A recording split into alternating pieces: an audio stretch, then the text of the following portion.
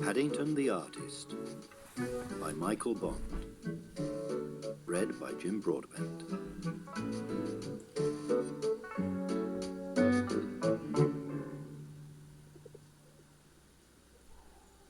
One Sunday, Paddington was out for a walk with his friend Mr. Gruber when they came across some paintings tied to the railings outside the park. "It's what is known as an outdoor exhibition," said Mr. Gruber. "They have one here every week when the weather is nice." "All the paintings are for sale," Mr. Gruber explained. "This one is called Sunset in Bombay."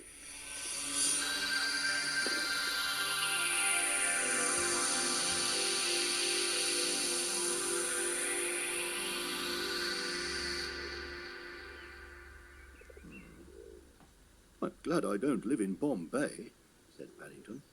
"It might keep me awake all night." "How about this one, then?" said Mr. Gruber. "It's called Storm at Sea."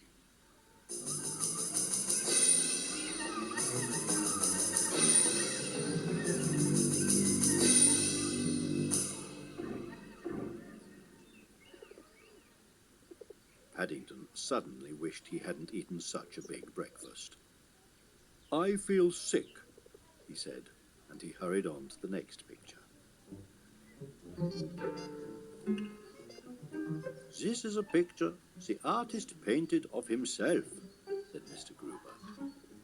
"It's called a self-portrait. I think it looks very like him." Paddington gave the picture a hard stare.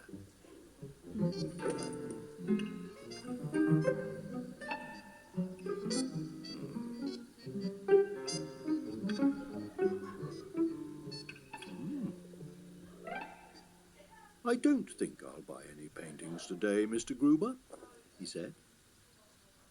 Paddington looked very thoughtful as he made his way back home to number 32 Windsor Gardens.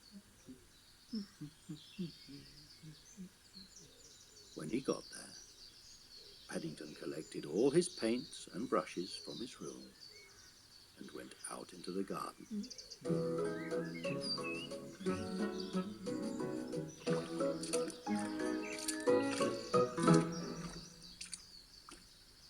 The next Sunday, when he and Mr. Gruber had finished their walk, Paddington led the way back towards Windsor Gardens.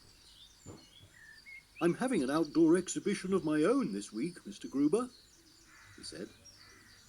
"This is meant to be a sunset in Windsor Gardens. Only it took me quite a long time, and it got dark before I could finish it."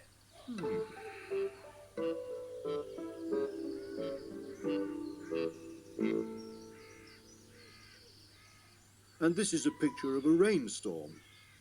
Only it got very wet and all the paint ran."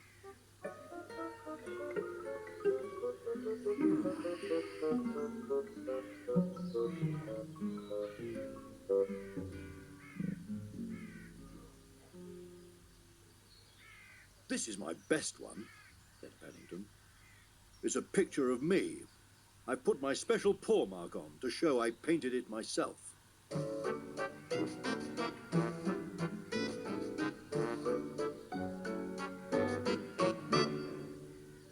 Mr. Gruber gazed at Paddington's portrait for a long time.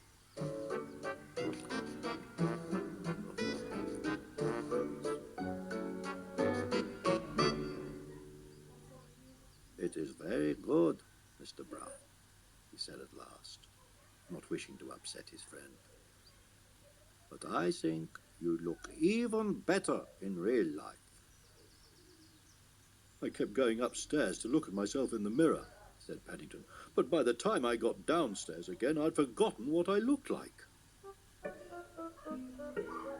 "Painting isn't as easy as it looks," Paddington added sadly, "especially with paws. I think I might give up."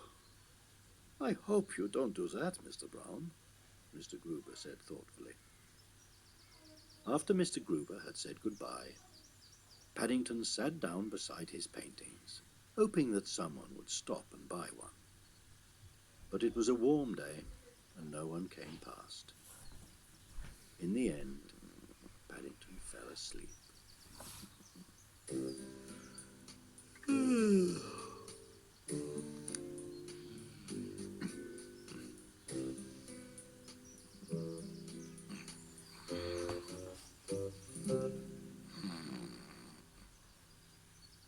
When he woke up, Paddington found to his surprise that all his pictures had gone.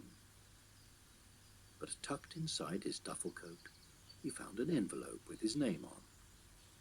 Mr. Paddington Brown, 32 Windsor Gardens. And inside the envelope, there was some money and a note saying, "Thank you."